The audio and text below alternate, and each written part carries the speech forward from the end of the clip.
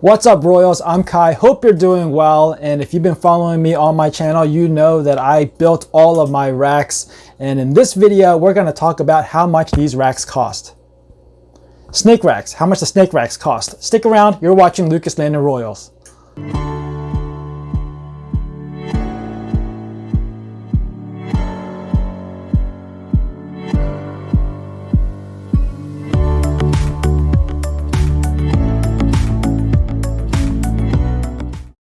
Now, I've built a lot of snake racks. In fact, every rack that you see in my videos, they were all built by me. And you can see there's quite a few of them. Now, throughout all of my DIY videos, the four most highly asked questions are, is it cheaper to build it versus buying it? How much did it cost me to build it? How much material did I use to build it? And how much did I save by building it? Unfortunately, I can't tell you how much you save, and I can't tell you how much cheaper it is because I don't know what you're comparing it against, but I can tell you how much material I use for some of my builds and what the overall costs are so that you can use those data points to compare what you could potentially build versus what you could potentially buy. So if you are considering building one based on my design, I want you to be able to make a fair comparison. So let's take a look at this rack and how it's constructed. This rack can hold 16 28 quart tubs, and it's constructed mostly out of PVC plastic. This is 1/2 inch PVC plastic. It comes in a sheet of 4 foot by 8 foot that does need to get cut down. And it is plastic, so it's not gonna deteriorate over time. We did try to save on some of the costs by using a open side. Both sides are open. These are 3.5 inch uprights, and the back are 7 inch uprights on both sides. So all four corners are supported, so it's structurally sound. I wouldn't go anything below a 3.5 inch width for the uprights, and anything beyond 5 inches, you're kind of just wasting material, but I already had these in the size, so I just kept it. These are 7 inches. They do offer a little bit of shade or hiding place in the back, and they also help to retain some of the heat. So the bigger it is, you will be able to have some advantage, but you get to a point beyond 5 inches. That's kind of the point of the starting of the diminishing return. So anyway, the middle levels are cut 1 inch shorter than the top level. And the reason for that is the middle ones butt up against the supports and are held in by screws from the sides. But the top, you can see that it sits on top of the support and held in by screws from the top. And the reason is because when there is weight on the top, and there could be more weight, right? You could put another rack on the top of it. So there's a lot of weight sitting on the top. You don't want all that weight to be sitting on the screws. Obviously, these middle levels are just taking the weight of the enclosures and the snakes, but the top could be taking the weight of something much heavier. So by overlapping it like this is where we get into the structurally sound part of it. All that weight that's sitting on top gets distributed down the uprights and then distributed and dispersed along the bottom into the base. And also in the middle, we have additional supports so that in the long run, in the long term, these middle ones don't sag down over time. So these middle ones offer the support. Again, all the weight at the top is going to be distributed down and out, down and out, down and out, so on and so forth until it gets to the bottom. And then all that weight goes to the wheels and into the ground. So therefore, I feel like this is a very structurally sound design that I put together. Now for the back of the rack, I use corrugated plastic. It's kind of hard to see from this angle, and I don't want to turn the rack around, but I have an offcut right here. So this is plastic, and from the profile, you can see it looks very similar to the way cardboard is constructed. It's kind of rigid, but still remains flexible, and it's soft enough for you to cut with scissor or a razor blade. Now the very bottom of the rack is actually made out of plywood that's been painted white. Why plywood? Well, because it's cheaper than the PVC plastic. But even though we are keeping the cost down, this doesn't affect functionality, and the structural integrity remains the same because this bottom panel doesn't actually come in contact with water. All these other pieces will come in contact with water. They will get humidity, they will get condensation on it, but the bottom will not. So it's okay to use wood for the very bottom. And for the base, you can use 2x3 or 2x4. Basically, I just constructed a rectangle. I'll do another more in-depth video on just the base in the future, but just know that this is all lumber that's been painted white, and we have wheels, so we got casters on all four corners. The two in the front do lock. You can see they have a locking mechanism, while the two in the back does not have it because it's not needed. This is actually version 3. I went from version 1 to version 2, 2.1, and ultimately to version 3.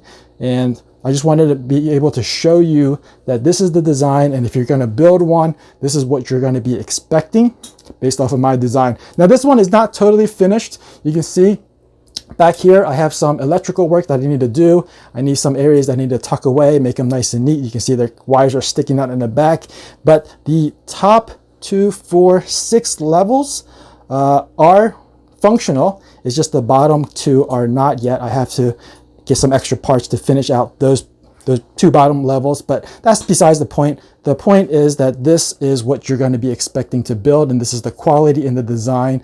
So how much material did I use to build this rack? Well, it's 2 sheets of PVC, 1 sheet of corrugated plastic, 1 sheet of plywood, I believe 2 2x3 strips of lumber, and 4 casters, bunch of screws, some paint, some PVC glue. And so the overall cost of this rack and its base, not including the heating elements, it cost a total of $255. But cost is going to fluctuate. Unlike material, it's a fixed quantity, but cost is going to differ. Number one, is going to differ because you are in a different place than I am. Maybe you have higher taxes, maybe the product is more expensive, or maybe it's cheaper. I don't know. And number two, it's going to cost different for the second rack that you build, and let me get into why. So this one right here is a 8 high, also holds 28 quart tubs. Basically, it's half of what you saw earlier. Now we can't simply cut the cost of $255 in half and expect to pay that for the materials to build this rack. I think in all, it probably cost me $165. So it's a little bit more than half, but not that much. And these numbers, the cost is based on not having anything to start. So not having any screws, not having any glue, no PVC, no plywood, no extra stuff laying around in your garage or in your basement to use. So you're going to be buying everything. So $165 is going to get you 1 sheet of PVC, which is what's required to build this 8 high.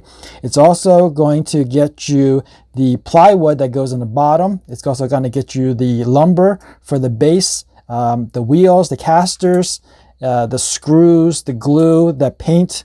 So everything included in $165. So this costs $165. Now to build your second rack, which is going to be this one over here, the second rack, if you choose to build one, is not going to cost another $165. In fact, it only cost me $90 to build a second one. And you're probably wondering why the difference between $90 for the second one versus $165 for the first one. Well, that's because you have a lot of offcuts and extra material left over after you've built the first one.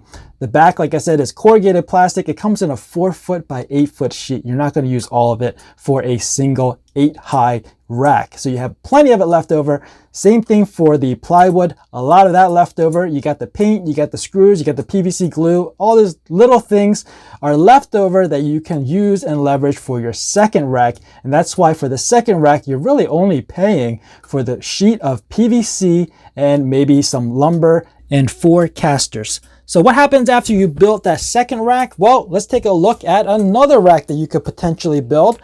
And here is another 8 high that holds 28 quart tubs. Now, what's the cost of building this one? Well, again, you have plenty of material still left over from the first and second rack. So this is going to probably cost you another $90 to build a second one. So you can see the cost savings starting to add up. But let's say you want to build a fourth rack, maybe like this one. So this is another 28 quart tub rack, holds 8 of them.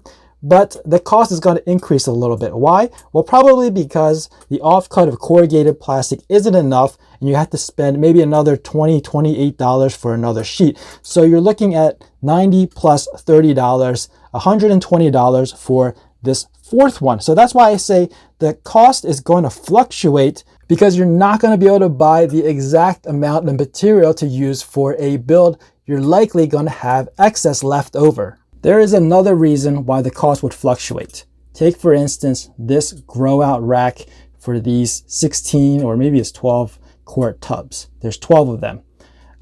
It's sitting on a lumber base with casters at all four corners. You can see that. And if I was to go to the store and buy everything, it would probably cost me another $165. That means I don't have anything on hand. I don't have any scrap. I don't have any screws or anything. I have to buy everything. It would be $165.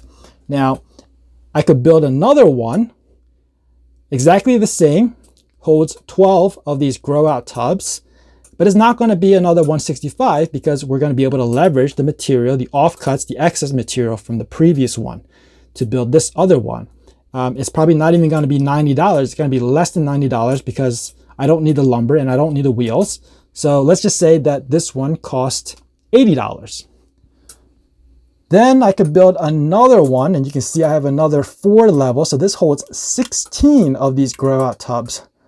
And guess what? This also costs $80. Now you're probably saying, wow, if this 12 size rack, 12 tub rack costs $80, how can this 16 tub rack also cost $80?